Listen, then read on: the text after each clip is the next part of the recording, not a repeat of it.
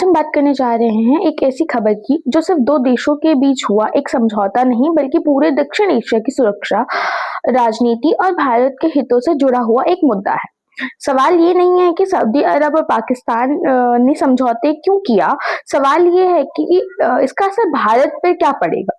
क्या ये सिर्फ सुरक्षा समझौता है या इसके पीछे कोई बड़ी राजनीति है रणनीति है आई मीन। तो हेलो एवरीवन, आप सभी का स्वागत है चौहान विजन चैनल पे। आज हम बात करते हैं हमारा फर्स्ट टॉपिक जो कि है सऊदी पाकिस्तान समझौता क्या है। 17 सितंबर 2025 को सऊदी अरब और पाकिस्तान के बीच एक बड़ा द्विपक्षीय रक्षा समझौता हुआ जिसे SMDA कहा गया। इस समझौते को पाकिस्तान के प्रधानमंत्री और सऊदी क्राउन प्रिंस की मौजूदगी में साइन किया गया। यह सिर्फ दो देशों के कागजी करार नहीं है बल्कि यह दक्षिण एशिया और पश्चिम एशिया की राजनीति में एक नया संकेत है। यह इतना महत्वपूर्ण क्यों है? पाकिस्तान इस समय गंभीर आर्थिक संकट से गुजर रहा है। विदेशी मुद्रा भंडार कम, IMF पर निर्भरता, महंगाई और बेरोजगारी। ऐसे समय में सऊदी अरब का रक्षा सहयोग बढ़ाना सिर्फ मदद नहीं बल्कि रणनीतिक निवेश है। इसका व्यवहारिक मतलब क्या है? सैन्य प्रशिक्षण, हथियार सहयोग, खुफिया साझेदारी, रणनीति बैकअप। अब बात करते हैं अमेरिका की अप्रत्यक्ष भूमिका।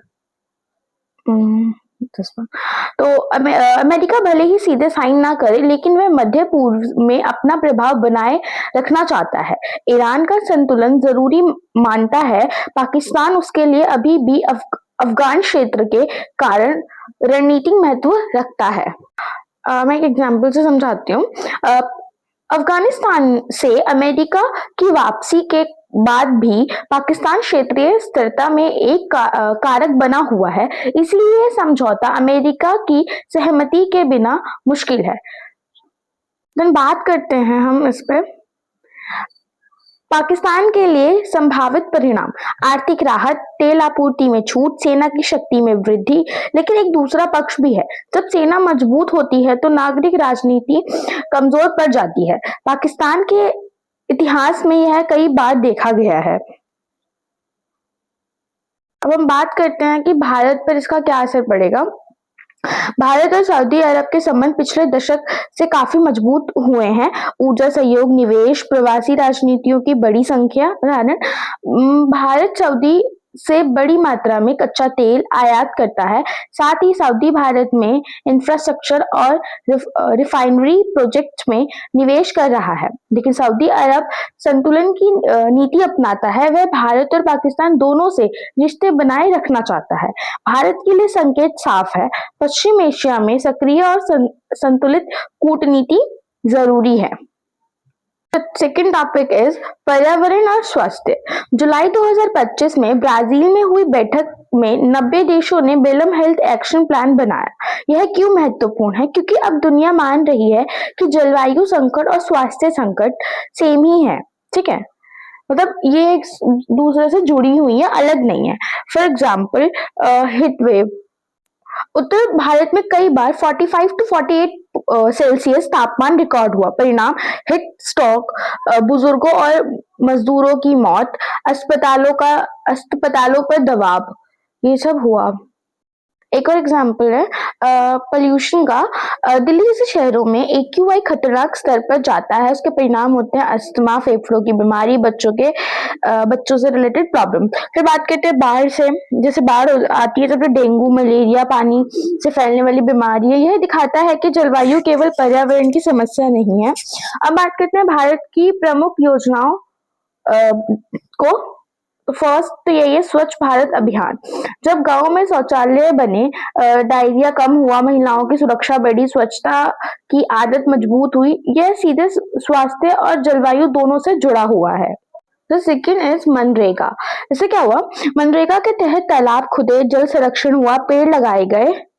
यह ग्रामीण रोजगार के साथ साथ सूखा और जल संकट से निपटने में मदद करता है। फिर बात करते हैं प्रधानमंत्री उज्ज्वला योजना। लकड़ी के धुएं से महिलाओं के फेफड़ों की बीमारी, आंखों में जलन, गैस कनेक्शन से यह समस्या कम हुई। लेकिन चुनौती क्या थी? अगर मतलब अगर रिफिल महंगा है तो लोग फिर पुराने ईंधन पे लौट सकते हैं। मतलब मान लीजिए कि गवर्नमेंट ने क्या किया, सब योजना तो निकाल दी। अब क्या होगा अगर चीजें महंगी होंगी, जैसे रिफिल है अगर वो महंगा है तो लोग क्या करेंगे, गैस पे तो खाना नहीं बनाएंगे, तो फिर दोबारा वो चूल्हे का यूज करेंगे, जिनसे वो लकड़ी का उपयोग करेंगे, पेट्रोल का उपयोग करेंगे आग जलाने के लिए। तो इनसे क्या होगा, उनकी आंख आंख मतलब कि होता है ना कि धुआं लोगों के जैसे धुआं होता है, जब वो फूंक मारते हैं तो धुआं चला जाएगा, तो उनसे उनको लंग्स वगैरह भी खराब हो जाएंगे। अब साझा बात यह है, ये योजनाएं सिर्फ सरकार ने नहीं चलाई, इसमें आम जनता की भागीदारी भी रही। इन योजनाओं में भारतीय संस्कृति, परंपराएं और जमीनी स्तर पर लोगों की भागीदारी को जोड़ा गया। इससे ये योजना सफल रही है और ये दिखाया गया है कि पर्यावरण और स्वास्थ्य को जोड़कर काम कराना जरूरी है। स्थानीय ढांचों से मजबूती। इन योजनाओं की सफलता में आशा वर्कर, स्वयं सहायता समूह, नगर पालिका, पंचायत जैसी जमीनी संस्थाओं की बड़ी भूमिका रही। इसमें योजनाओं को लंबा और टिकाऊ बनाया जा सकता था। अब बात करते हैं, तो ऊपर तो हमने बात करी योजनाओं के बारे में। जब योजनाएं हैं तो कुछ चुनौतियां भी आएंगी। तो फर्स्ट तो यही है कि नीतियों और जमीन के बीच दूरी। नीति अच्छी है लेकिन लागू करने में दिक्कत है, फंड की कमी, निगरानी कमजोर, विभागों के बीच तालमेल नहीं है। सेकेंड इज सामाजिक व्यवहार। उदाहरण, शौचालय बना दिया गया लेकिन लेकिन बहुत ही कम लोग उसका उपयोग कर रहे हैं। गैस मिली लेकिन लकड़ी फिर भी जारी है, मतलब लकड़ी का लोग फिर भी यूज कर रहे हैं। यानी केवल योजना नहीं, व्यवहार परिवर्तन जरूरी है। कहने का मतलब यह है कि मान लीजिए उन्होंने जब गैस मिल रही है ग्रामीण क्षेत्रों में, आपको गैस मिल रही है, फिर भी क्या करते हैं लोग कि वो लकड़ी का भी उपयोग करते हैं खाना बनाते समय। तो ये चीज भी है। तो सिर्फ योजनाएं लेके आने से कुछ नहीं होगा, लोगों का व्यवहार परिवर्तन करना बहुत जरूरी है। क्योंकि जब पता है कि कूड़ा कूड़ेदान में फेंकना है, बट फिर भी आसपास लोग फेंक देते हैं इधर ना उधर, तो क्या जरूरत है। ऐसा नहीं है कि वहां डस्टबिन नहीं था, हमारी सोच की दिक्कत है कि जब तक हमारा माइंड सेट नहीं होगा, जब तक हम उस चीजों को खुद नहीं समझेंगे, तो ये चीज कैसे होगी। जब गैस, ठीक है, गैस कुछ चीजें हैं हद तक महंगी है, ठीक है, बट मैंने भी बहुत बार देखा कि मान लीजिए जैसे ग्रामीण एरिया में शौचालय है, बट फिर भी लोग बाहर जा रहे हैं। क्यों जा रहे हैं? क्योंकि वो उनके मतलब, अब वो है ना, वो काफी टाइम से ऐसा कर रहे हैं तो इस वजह से वो जा रहे होंगे। लेकिन व्यवहार परिवर्तन बहुत जरूरी है इसमें। जैसे कि मैंने बात किया सामाजिक और व्यवहारिक बाधाएं। कुछ जगहों पर लोगों की आदतें या परंपराएं योजनाओं को अपनाने में रुकावट बनती। जैसे मैंने भी समझाया कि क्या था कि वो काफी उस टाइम से बाहर जा रहे हैं, तो उनको वो आदत है ना, तो वो उसका रुकावट का कारण बनी हुई है। बिना स्थानीय समर्थन के योजनाएं ज्यादा दूर नहीं जाती। अब बात करते हैं जलवायु स्वास्थ्य आधारित शासन के 3 जरूरी हिस्से। तो फर्स्ट है नीति की प्राथमिकता बदले। नेताओं को जलवायु परिवर्तन को कोई दूर की चीज नहीं बल्कि तुरंत होने वाला स्वास्थ्य संकट मानना चाहिए।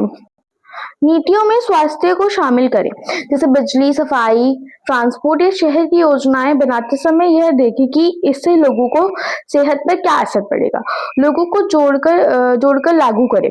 लोग आंकड़ों से नहीं, साफ हवा और शुद्ध पानी जैसी सीधे फायदे से जुड़ते हैं। अगर स्थानीय स्वास्थ्य कार्यकर्ता पर्यावरण बदलावों को रोजमर्रा की सेहत से जोड़ें तो जनता का समर्थन मिलेगा। बात करते हैं कि भारत को क्या करना चाहिए इन सब में। दो रास्तों में से एक चुनना है।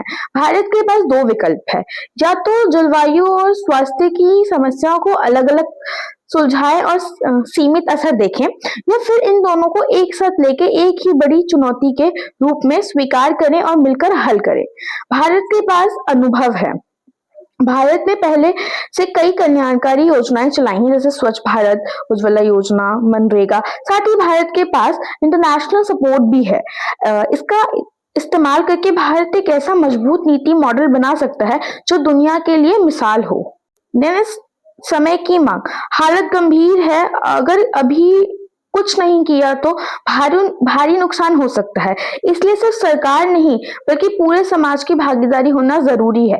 मान लीजिए जब सरकार ने तो नीति लागू कर दी है, ठीक है, योजनाएं दे दी हैं, बट उसको फॉलो करने का काम तो हमारा है ना। हमारा जो है व्यवहार परिवर्तन करना जरूरी है। जब तक हम चीजों को लेके जागरूक नहीं रहेंगे, अपने आसपास उस चीजों को नहीं बताएंगे, ठीक है भाई, कुछ लोगों को चीजें नहीं पता होती हैं, कोई दिक्कत नहीं है, हम तो पढ़े लिखे हैं ना, हम तो बता सकते हैं ना उनको कि नहीं ऐसा होता है। तो सबसे ज्यादा इंपॉर्टेंट है किसी के अंदर अवेयरनेस लेके आना, किसी को समझाना।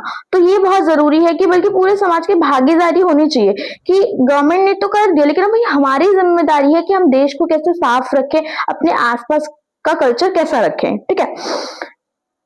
अब भारत को क्या करना चाहिए, इंटीग्रेटेड क्लाइमेट हेल्थ मॉडल को अपनाना चाहिए। इसका मतलब है स्वास्थ्य मंत्रालय, पर्यावरण मंत्रालय, ग्रामीण विकास विभाग सब मिलकर काम करें। क्या होना चाहिए, heat wave alert system,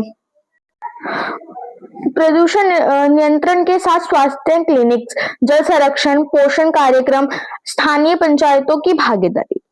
I hope कि आपको ये सारे पॉइंट्स जो भी मैंने अभी तक पढ़ाया आपको क्लियर होंगे। अगर फिर भी आपको कुछ डाउट है तो आप कमेंट सेक्शन में मुझसे पूछ सकते हैं। तो thank you so much guys. अगर आपको ये वीडियो अच्छा लगे तो चैनल को सब्सक्राइब करें, लाइक शेयर करना मत भूलिएगा। मिलते हैं नेक्स्ट वीडियो में।